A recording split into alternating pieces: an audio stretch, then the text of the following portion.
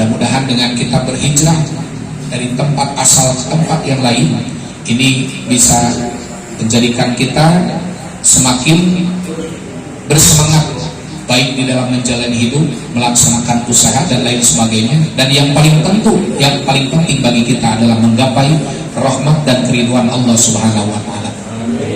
Hadirin yang dirahmati oleh Allah Subhanahu wa taala. Sebetulnya ini pengajian, tapi tentunya baiknya dikaitkan dengan acara walimatul akikah. Maka apa yang akan saya bahas adalah kaitannya dengan akikah.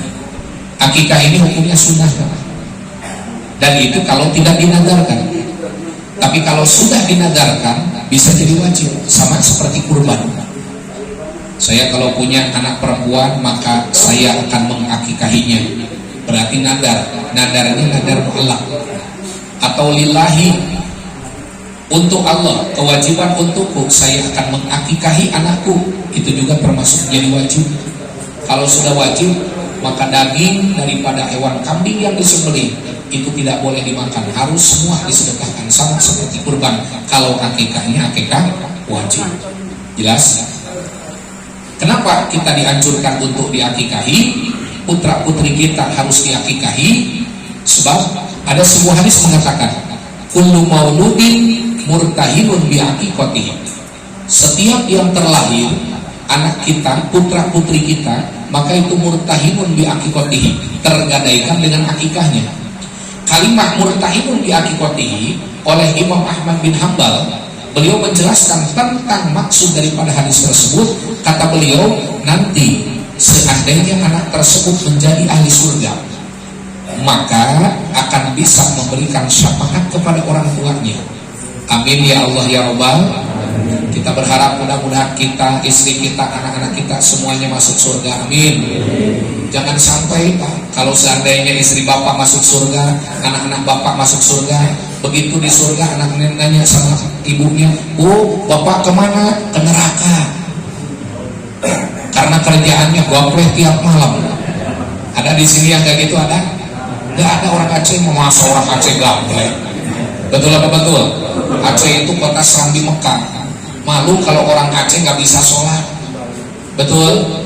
Malu kalau orang Aceh nggak bisa ngaji. Dan saya sangat sedang terhadap orang-orang Aceh, karena orang Aceh ini dikenal sangat-sangat religius. Betul apa betul? Beda dengan orang Sunda. Sunda itu singkatan dari Sukadandan. Makanya para artis itu banyak dari Sunda. Betul apa betul? Maka Sunda mah kararasep kenanya bahasa Sunda itu. Hadirin yang dirahmati oleh Allah Subhanahu wa taala, paling tidak ada 3 yang mesti dipenuhi oleh orang tua sebagai hak daripada putra-putrinya. Yang pertama, ayuhsina ismahu. Ketika kita punya anak baru lahir, sebelum menginjak usia 7 hari ataupun pada hari ke-7-nya, itu diberi nama dengan nama yang baik. Jangan asal kasih nama saja. Alasannya kenapa? Sebab nama bisa jadi doa, Pak. Kalau ada anak lahir kemudian kita kasih nama Rahmatillah, biasanya dipanggil Mang Rahmat. Betul? Nama aslinya Rahmatullah atau Rahmatillah. Rahmatillah. Masuk TK kemudian didata di buku absen Rahmatillah. Nama tertulis di ijazah Rahmatillah.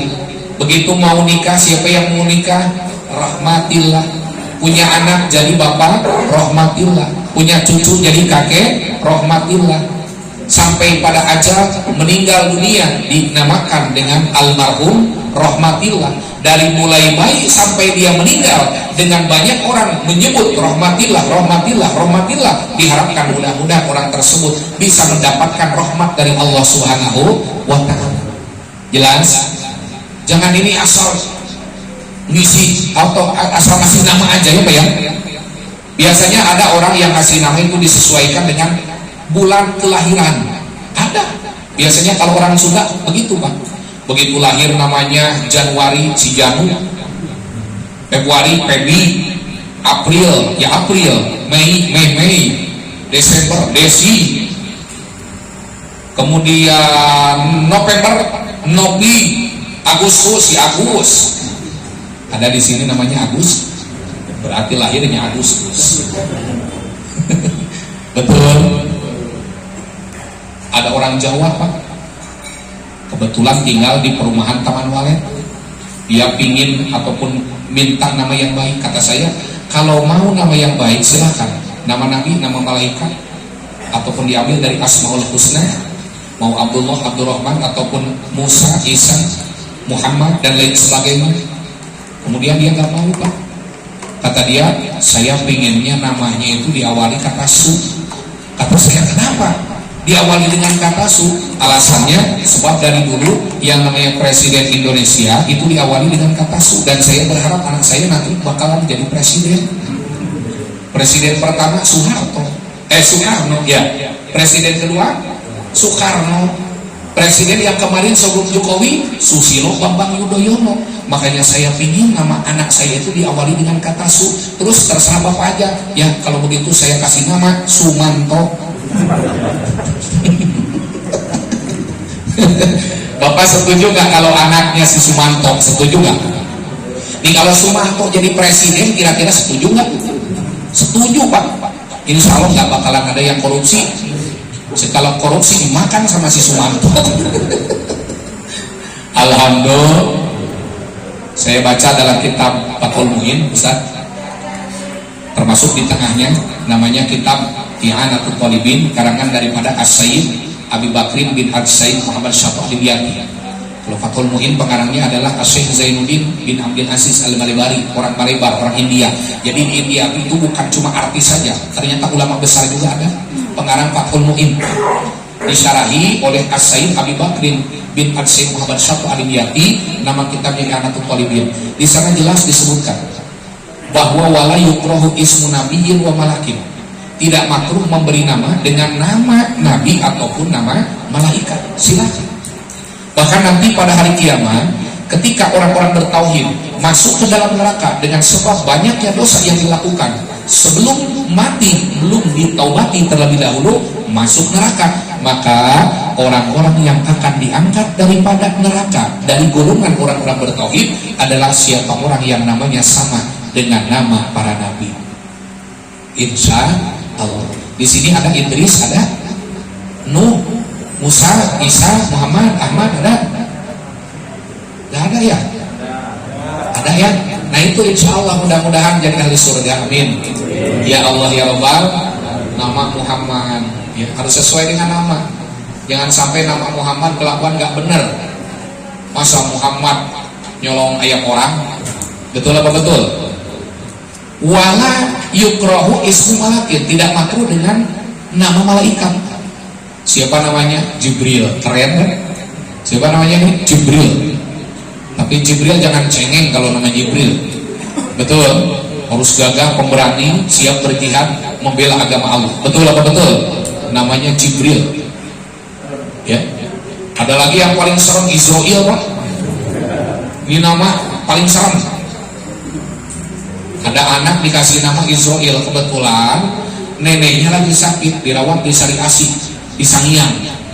Semua anak cucunya pada hadir, tinggal satu yang ditunggu-tunggu belum datang karena kejebak macet.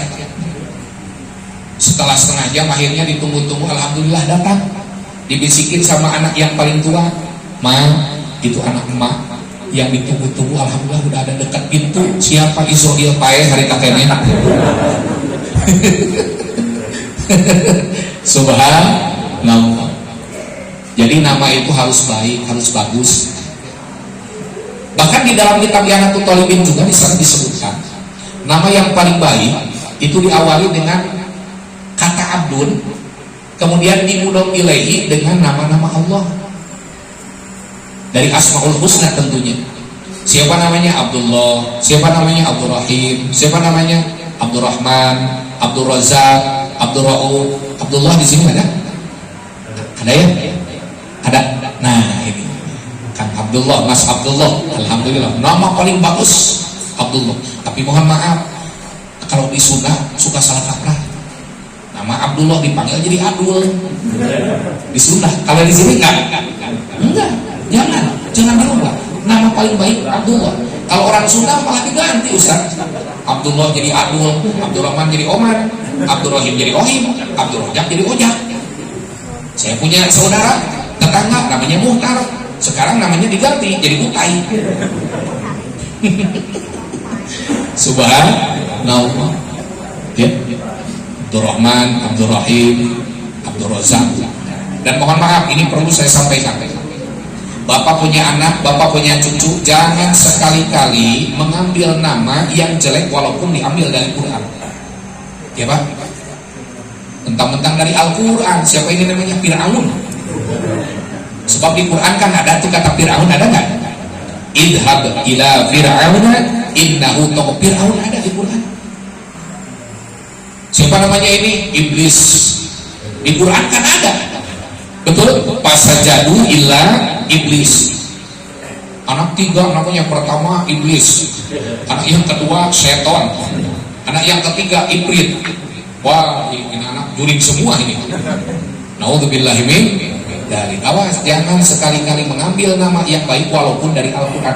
Makanya nama yang paling baik tentunya, karena kita orang awam, kita tidak tahu mana nama yang baik, yang bagus, yang sesuai dengan tuntunan ajaran Allah. Mestinya kita tanya sama orang alim, sama orang yang berilmu, ya. Apalagi ini Al-Ustaz Tengku Bukhari, alhamdulillah namanya Sayyidatuna Abila. Wah, hebat ini namanya Sayyidatuna Abila. Nah, kalau Sayyidatuna kita paham, kalau Abila apa ya? Pokoknya bagus. Alhamdulillah. Apalagi ini namanya Ustaz Tengku Bukhari. Waduh, mantap. Mudah-mudahan beliau bisa mencontoh Imam Bukhari. Keturunannya juga sama seperti Imam Bukhari. Imam Bukhari ini Pak, hafalannya berapa? Tahu gak Bapak? Hafalannya berapa hadis? 600.000 hadis beliau hafal. Bayangkan ya, kalau ulama hanya mencapai 100.000 hadis hafalannya, itu namanya Al-Hafid. Pangkatnya Al-Hafid. Seperti sekarang di dunia ini yang punya pangkat Al-Hafid adalah Al-Habib Umar bin Hafid Yaman. Beliau hafalnya 100.000 hadis, matan dan sanadnya hafal semua. Kalau 300.000 hadis itu diberi gelar Hujjatul Islam, seperti Al-Imam Al-Ghazali, murid daripada Al-Imam Al-Haramain. Beliau dinamakan Hujjatul Islam sebab hafalan hadisnya sampai 300.000 hadis, matan dan sanad itu beliau hafal. Ada lagi lebih daripada itu, Imam Bukhari. Jadi Imam Bukhari hafalan hadisnya melebihi Imam Ghazali. 2 kali lipat Imam Ghazali. Beliau hafal 600.000 hadis. Ada namanya kitab Sahih Bukhari. Mohon maaf Pak, itu Sahih Bukhari hanya sebagian kecil daripada hafalan Imam Bukhari. Jadi beliau ini lebih banyak hafalannya di hati, di otak ketimbang dituangkan dalam bentuk tulisan. Jelas nggak kira-kira? Jadi kalau misalkan ada dalil melarang meludah, melanggar jauhan, nggak ada hadisnya, kita nggak tahu, kita nggak paham. Di hadis nggak ada tulisannya, tapi mungkin di hafalan para ulama ada. Sebab Imam Ghazali itu, Imam Bukhari itu adalah 600.000 hadis hafalannya, luar biasa. Beliau kalau mondok ini kehabisan bekal, yang dimakan itu cuma rerumputan Pak. Coba bayangin Bapak punya anak mondok makan rumput. Ada nggak di sini yang mondok makan rumput? Makan duit. Benar apa benar?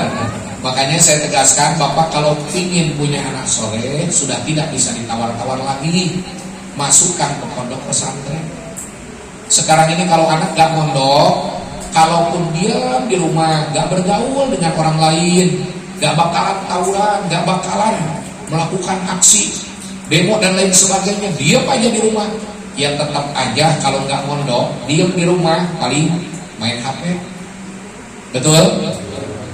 Lebih parah lagi. Sekarang ini di HP sesuatu hal ada. Tinggal kita bisa memilih mana tontonan, mana tuntunan. Jelas nggak kira-kira? Hadirin yang dirahmati oleh Allah Subhanahu wa taala. Dan yang kedua, wa ayyuhsina murdi'ahu. Yang paling penting bagi anak selain memberi nama yang baik, wa ayyuhsina murdi'ahu. Berikan asupan makanan.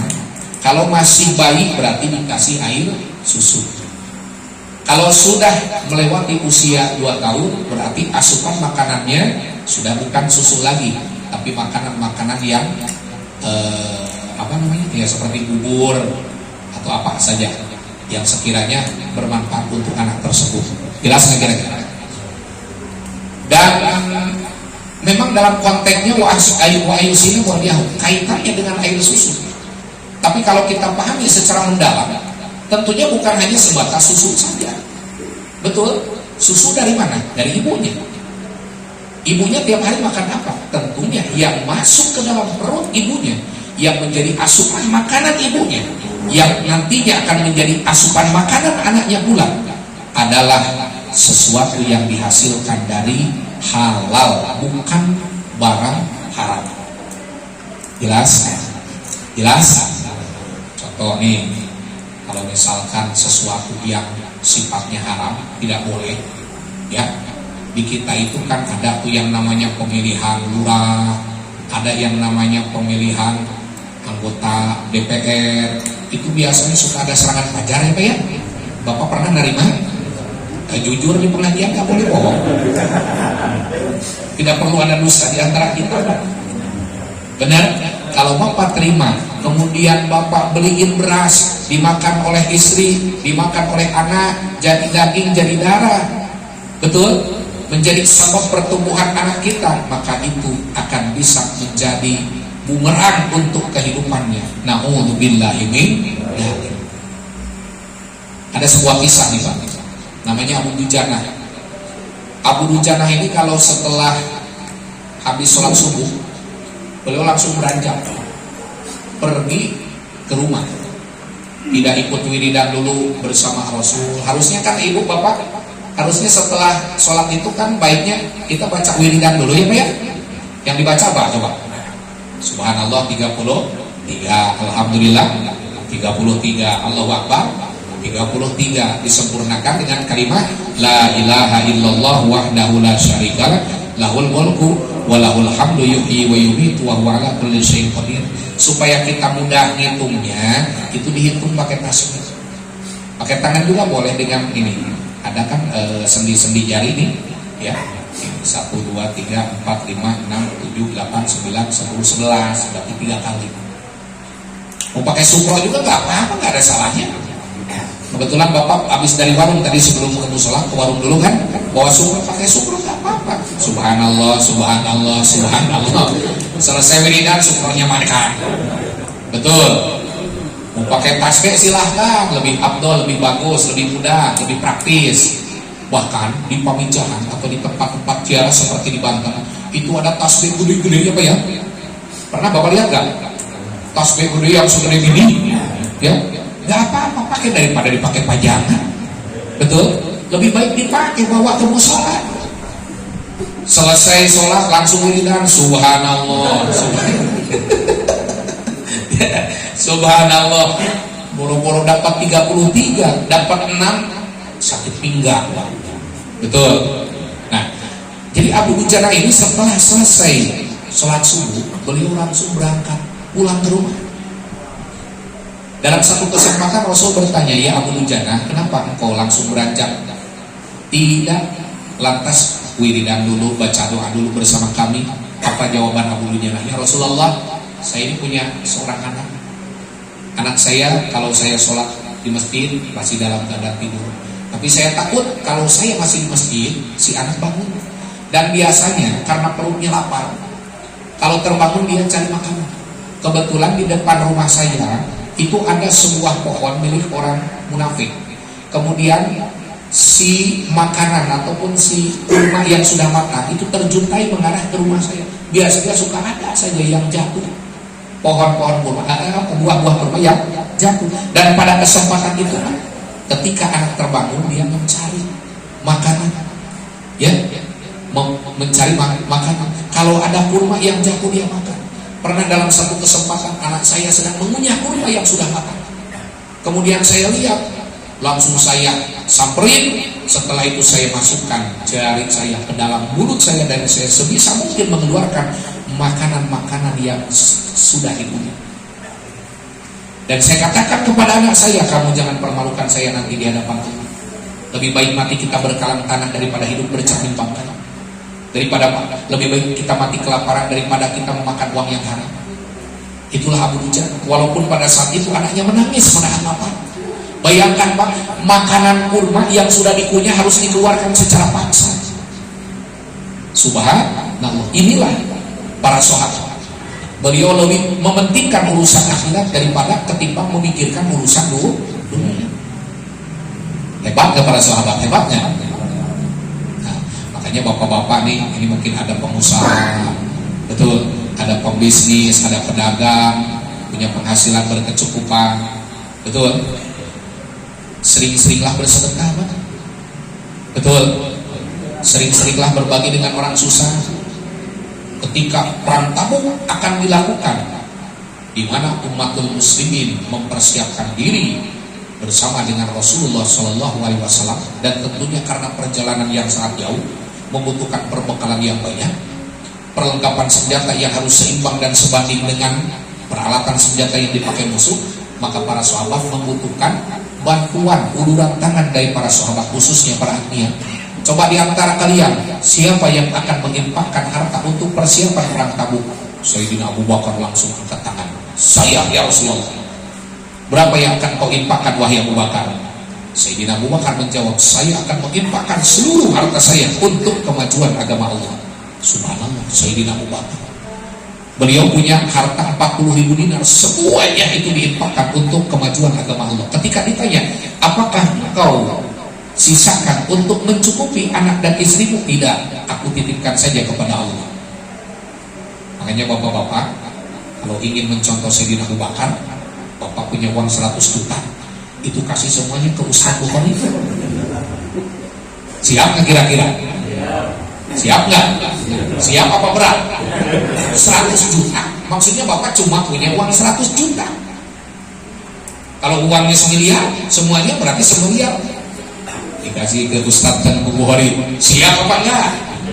Oh, bersorak. Subhan. Ada di bawah Sayyidina Abu Bakar, Pak, Sayyidina Umar. Sayyidina Umar, beliau ini bersedekah, berinfak setengah harta. Beliau punya 40.000 dinar, beliau infakkan 20.000 dinar untuk persiapan perang Tabuk, dan 20.000 dinar beliau tahan untuk mencukupi anak kebutuhan, untuk mencukupi kebutuhan anak dan istrinya. Nah sekarang bapak punya uang misalkan 100 juta, berarti setengahnya berapa Pak?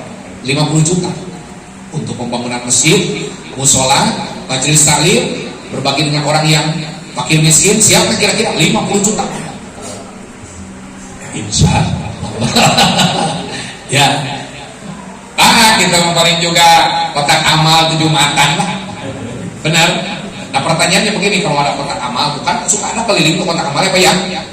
Bapak punya uang, ada yang 100, ada yang 50, ada yang 20, ada yang 10, ada yang 5.000, ada yang 2.000. Kira-kira mana yang bapak masukin?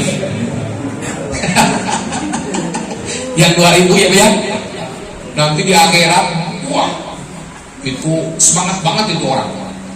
Saya mau masuk surga. Ditanya sama malaikat, ente mau kemana? Surga. Emang ente punya amal apa mau surga? Saya akan sudah bersedekah. Berapa? 2.000. Tapi gak apa-apa, yang penting ikhlas. Sebetulnya sedekah itu tidak harus banyak Pak. Yang penting continue dilakukan tiap hari. Bapak bersedekah sehari 20.000, berarti 1 bulan berapa? 600.000. Kalau kita bersedekah langsung 600.000 kan berat. Tapi kalau infak kita 20.000, 20.000, 20.000, apalagi kita yang namanya berbuat kebaikan, dahulukan orang paling dekat dengan kita. Siapa? Ibu bapak kita. Ibu bapak kita. Kalau ibu bapak kita sudah tidak ada, saudara kita, kakak, adik, paman, uwa, bibi, betul apa betul? Jadi caranya bagaimana? Bapak harus punya cencelengan khusus, ya. Itu tiap bulan, tiap hari masukin 20 sebulan, berarti berapa Pak? 600.000 kasih ke ibu, kasih ke bapak. Sering 300. Senang tuh ibu bapak. Tidak dilihat besar atau kecilnya. Yang penting dengan kepedulian kita mau berbagi dengan ibu bapak. Apalagi kalau misalkan dari hasil jerih payah kita, misalkan bapak setiap bulan terima gaji 10 juta, ambil 10% untuk ibu. Berapa 10%-nya Pak? 1 juta. Kata Imam Suyuti, kalau kita berbagi dengan ibu bapak, maka 1 rupiah yang kita infakkan untuk mereka akan dibalas dengan 100.000 kali lipat. Subhanallah. Besar gak kira-kira? 100.000 kali lipat. Ada yang lebih besar lagi, berbagi, berhadiah kepada orang alim. Itu melebihi pahala berbagi dan memberikan hadiah kepada ibu bapak. Menurut Imam Suyuti, kalau kita berbagi, memberikan hadiah kepada orang alim, 1 rupiah itu dibalas 900.000 kali lipat. Nah, kayaknya tuh Ustadz Tengku Bukhari. Ya, kasih. Ya, benar nggak? Ya, aja ya. Subhanallah. Gak bakalan rugi ngasih sama Ustadz sama Kiai. Benar? Betul apa betul? Subhanallah.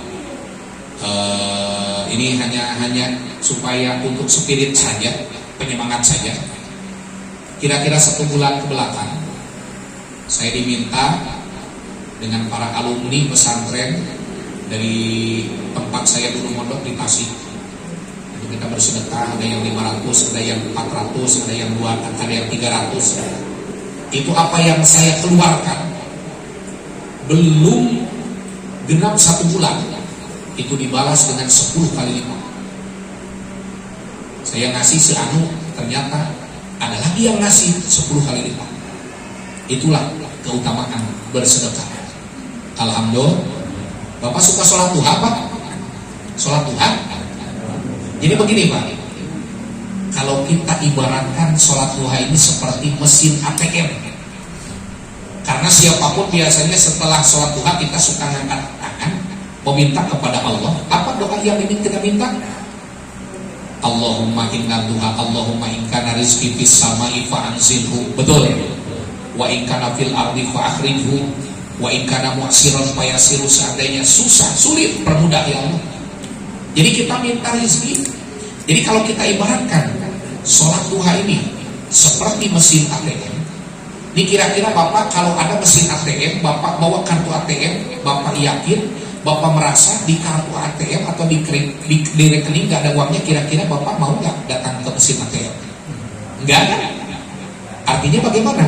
Isi dulu mesin ATM-nya, isi dulu rekeningnya, isi dulu. Kalau sudah kita yakin isi, baru kita masukkan kartu ke mesin uang keluar. Sama seperti kita kalau kita ibaratkan duha sebagai mesin ATM, sebelum kita minta sama Allah, investasikan dulu harta atau sebagiannya di jalan Allah dengan cara berbagi sebelum kita melakukan aktivitas. Ya caranya tadi, gak usah besar-besar, yang penting continue dilakukan secara terus-terusan setiap hari. Betul. 20.000, 20.000, 20.000, 20.000. Kalau ada anak yatim sebelum berangkat kerja, ini sedekah 20.000, 1 bulan 600.000. Kalau kita ambil pahala daripada kebaikan itu kan bi asli amsalihah, 10 kali lipat ya deh. Kita sholat pahalanya 10 kali lipat. Orang puasa 1 hari sama dengan puasa 10 hari. Apapun nilai kebaikan itu bi asli amsalihah, Allah akan membalas dengan 10 kali lipat. Dan itu balasan secara umum. Karena kalau balasan sedekah itu lebih daripada apa yang disebutkan tadi. Sebab di Quran kan jelas, orang yang menginfakkan harta di jalan Allah itu diumpamakan seperti kahabbatin ambatat sab'a sanabila fi kulli sumbulatin mi'atu habbah. Kita nanam 1 biji, kemudian tumbuh, si biji tersebut tumbuh menjadi satu tumbuhan, di mana tumbuhan tersebut punya 7 tangkai, dan dari masing-masing tangkai ada 100 biji. Artinya dengan kita sedekah, itu Allah akan melipat gandakan menjadi 700 kali lipat yang akan kita dapatkan baik di dunia maupun nanti investasi di akhirat. Jelas? Lah kalau kita secara umum saja apalah? Ya, secara umum namanya kebaikan pasti di asli yang tadi. Allah akan membalas dengan 10 kali lipat. Jadi kalau kita sedekah setiap bulan 600.000, berarti pahala yang akan kita dapatkan 600.000 kali 10 berapa? 6 juta. Insya Allah kebutuhan kita akan tercukupi, walaupun bukan berupa uang. Terus terang harus dinikmat Pak. Dari saya bulan puasa Pak Bahar, dari puasa sampai sekarang belum pernah saya beli beras. Ajib, hebat. Allah yang maha agung, Allah yang maha pemberi rezeki. Betul. Dari puasa sampai sekarang udah berapa bulan tuh? Puasa Syawal, dari Syawal aja ya, Syawal, Hafid, Haji, Muharram, Safar, Mulud, 6 bulan belum pernah saya beli beras. Bersambung, beras ada yang ngasih, alhamdulillah. Barangkali pulang dari sini juga saya mau beras.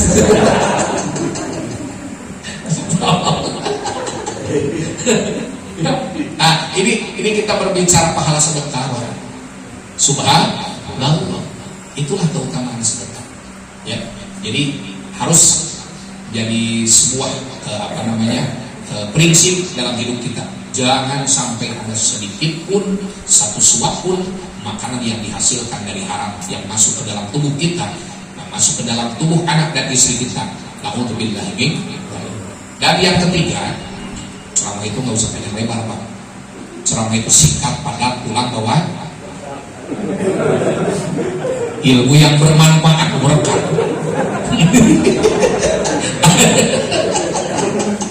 Ilmu yang bermanfaat. Jadi begini, Pak. Yang ketiga, wa ayusina adabah. Perbagus adab anak kita. Caranya dengan melatih, mendidik, memasukkan anak kita ke pondok pesantren. Sudah tidak bisa ditawar-tawar lagi sekarang, Pak. Pendidikan yang paling baik, yang bisa membentuk karakter anak menjadi pribadi muslim yang taat, tiada lain kecuali pondok pesantren. Sebab kalau tidak dimasukkan ke pondok pesantren, walaupun pintar, nanti pintar kebelinger. Jelas. Banyak sekarang orang diisi otaknya, dibuka kecerdasannya, dibuka wawasannya, tapi dangkal keyakinan ilmu beragamanya, hasilnya selalu mengecewakan. Menjadi pejabat-pejabat yang korup, menjadi pedagang-pedagang yang curang. Benar apa benar? Kalau tidak punya perbekalan ilmu agama. Maka daripada itu, Bapak punya anak, masukkan ke pondok pesantren, maka 1 rupiah yang Bapak infakkan untuk ngirimin anak di pesantren, itu akan menjadi catatan amal ibadah di hadapan Allah Subhanahu wa Ta'ala. Rugi kalau misalkan anak gak mondok. Makanya saya berprinsip, saya punya anak-anak santri di pondok, silahkan kamu ngaji. Dan kita ngaji di pondok pesantren tidak harus jadi kiai, tidak harus menjadi ajengan, tidak harus menjadi seorang ustaz. Yang penting bisa menjadi anfa'uhum linnas, menjadi orang yang paling bermanfaat untuk manusia yang lain. Betul apa betul? Menjadi pedagang yang nyantri, menjadi pejabat yang nyantri, menjadi konglomerat yang nyantri. Betul. Insya Allah, jadilah pribadi yang taat. Nabi Ibrahim, beliau tidak meminta anak supaya menjadi pejabat, menjadi konglomerat, menjadi pengusaha, menjadi bisnismen. Yang Kanjeng Nabi Ibrahim minta kepada Allah, Rabbi habli minas sholihin. Ya Allah, anugerahkanlah kepada kami keturunan, anak, cucu yang soleh dan solehah. Rabbi habli minas sholihin. Dan itu diijabah, Pak. Berapa tahun dari doa Nabi Ibrahim sampai doanya itu diijabah oleh Allah? 80 tahun, Pak. Tidak henti-hentinya beliau berdoa kepada Allah. Makanya bapak-bapak kalau minta jangan berhenti. Betul? Yang baru 3 hari minta, udahlah, nggak jadilah doanya. Terus Nabi Ibrahim 80 tahun minta kepada Allah supaya diberikan anak soleh. Dan itu terbukti ketika Kanjeng Nabi Ibrahim, beliau mendapatkan wahyu, beliau mimpi. Ketika mimpi tersebut, beliau diperintah untuk menyembelih putra tercinta, anak sematawayang, anak yang diinginkan selama 80 tahun. Dan setelah beliau terbangun dari tidur, itu kan ada tuh namanya yaumul ataupun hari tarwiyah. Ya, oh ini beda lagi masalah. Jadi setelah itu beliau panggil anaknya Nabi Ismail. Waktu itu belum jadi nabi. Wahai anakku Ismail, ada apa, Abah?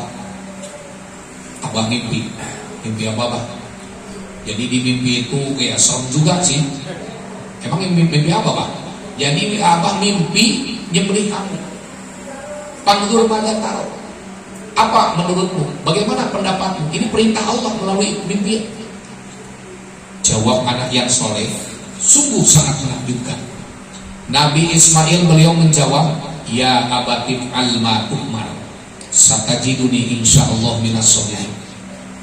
Wahai ayahku, lakukan apa yang Allah perintahkan.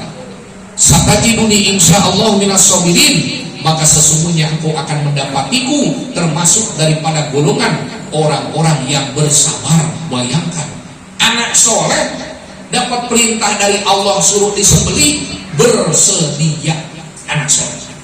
Makanya bapak-bapak kalau ingin tahu anaknya soleh apa kagak ya Pak, jadi bapak nanti pulang subuh-subuh bangunin anak. Setelah itu nak bangun, bapak mimpi apa Pak? Mimpi nyembelih kamu. Kira-kira kamu mau nggak disembelih? Apa jawaban anak bapak? Wah, bapak salah alamat. Daripada bapak nyembelih saya, lebih baik saya nyembelih bapak. Sebab bapak mau udah tua. Beda nggak? Itu anak soleh. Bayangkan. Makanya ketika mau disembelih, itu diikutin oleh iblis. Nabi Ismail digoda oleh iblis. Ismail, emang kamu mau disembelih sama bapakmu? Ya maulah, karena ini perintah Allah. Akhirnya belum ngomong lagi, si iblis langsung dilempar oleh kanjeng Nabi Ismail di satu tempat yang dinamakan dengan Jumratul Ula. Kemudian digoda lagi Nabi Ibrahim. Ibrahim, apakah kamu tidak sayang sama anak kamu? Kamu 80 tahun minta ingin punya anak, lah sekarang udah punya anak mau disembelih, gimana sih kamu? Kata Nabi Ibrahim, ini perintah Allah. Ya, menyingkirlah kau iblis, dilempari batu sampai kena matanya di satu tempat namanya Jumratul Wusta. Kemudian istrinya juga digoda, Siti Hajar, dan Siti Hajar tidak tergoda. Akhirnya sama, Siti Hajar melakukan hal yang sama dengan apa yang dilakukan oleh anak dan suaminya, melempari iblis dengan batu di satu tempat namanya Jumratul Aqobah. Makanya tempat jumrah ada 3, Jumratul Ula, Jumratul Wusta, dan Jumratul Aqobah.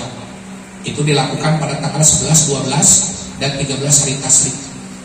Dan itu adalah prosesi ibadah haji yang paling berat, Jumratul Ula, Wusta, dan Aqobah. Subhanallah.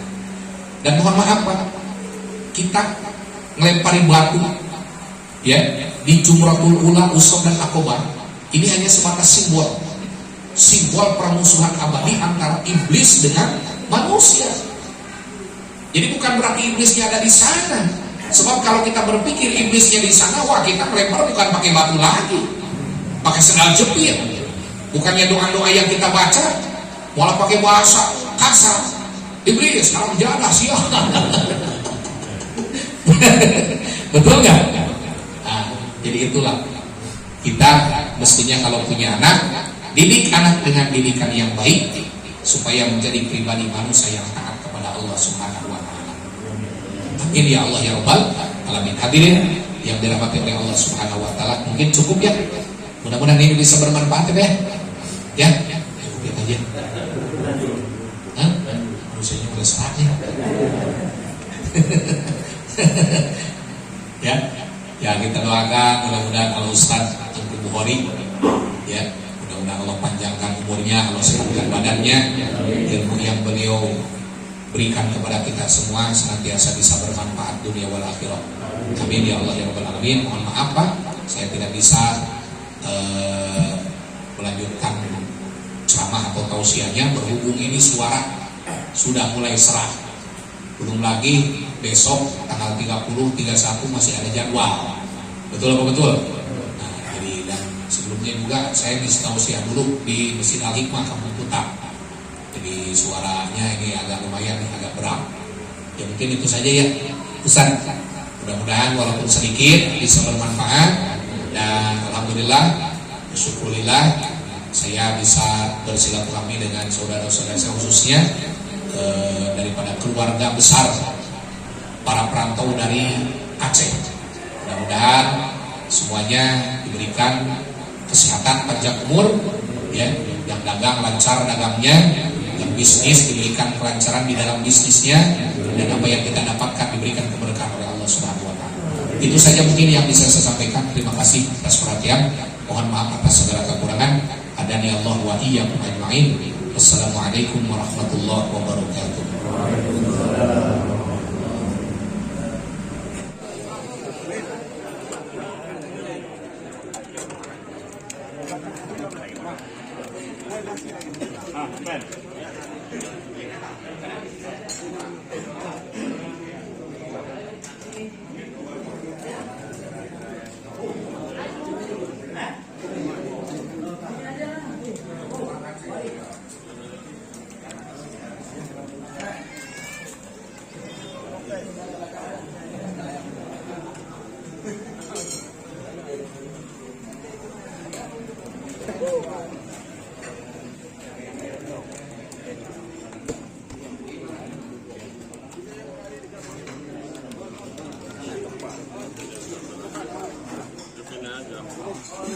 Udah lama sih.